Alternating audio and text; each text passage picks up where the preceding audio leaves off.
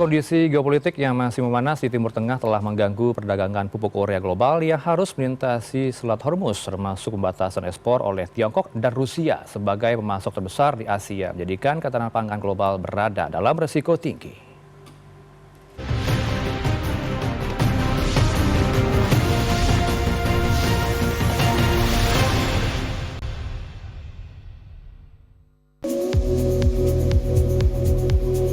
Dalam kondisi krisis keamanan dunia, berkaitan dengan situasi memanas yang masih terjadi di kawasan Timur Tengah, berdampak sistemik di segala aspek kehidupan, baik skala regional maupun global.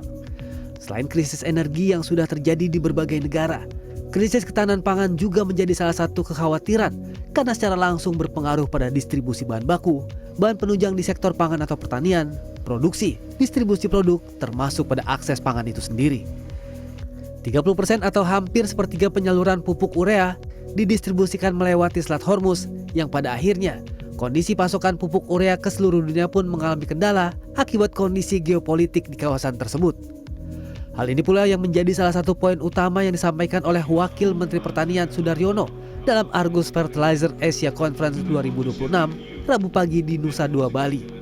Namun sebagai salah satu produsen pupuk terbesar di dunia, Indonesia dapat berperan untuk menjadi penyeimbang, sekaligus mendapatkan benefit dari kebutuhan impor mendesak atas negara-negara yang masih tergantung pada impor pupuk tersebut.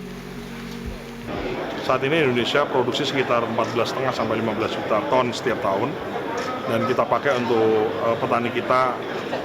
Jadi ada sisa gitu ya, ada sisa produksi yang barangkali bisa kita alokasikan untuk ekspor. Di tahun ini ada 1,5 juta ton, yang 1,5 juta ton ini sekarang banyak diminati atau diminta oleh banyak negara.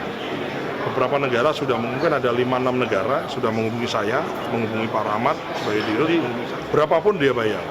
Ini saya sekali lagi bahwa dengan gangguan ini saya ingin pastikan bahwa kebutuhan pertanian dan pangan kita aman.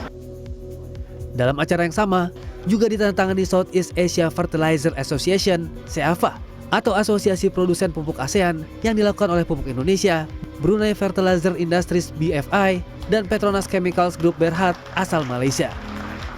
Jadi kita sudah mengantisipasi kalau nanti terjadi gejolak bagaimana dan apa respon dari produsen pupuk khususnya yang ada di Asia Tenggara, Southeast Asia. Makanya sejak tahun lalu kita berdiskusi secara intensif dengan Brunei Fertilizer Industry dan Petronas Chemical Group. Kita harus membentuk sebuah platform di mana kita bisa melakukan kolaborasi secara lebih intensif, lebih granular. Platform ini diharapkan tidak hanya untuk berbagi sumber daya, tapi juga informasi dan pengetahuan di antara pemain kunci di kawasan. Selain itu agar bisa memiliki rantai pasokan pupuk yang berkelanjutan serta kokoh demi ketahanan pangan di kawasan ASEAN khususnya. What is important for the industry is to have sharing of the best practices to make sure that our employees are working in a safe environment. Our contribution to the future decarbonization is done on the same level playing field.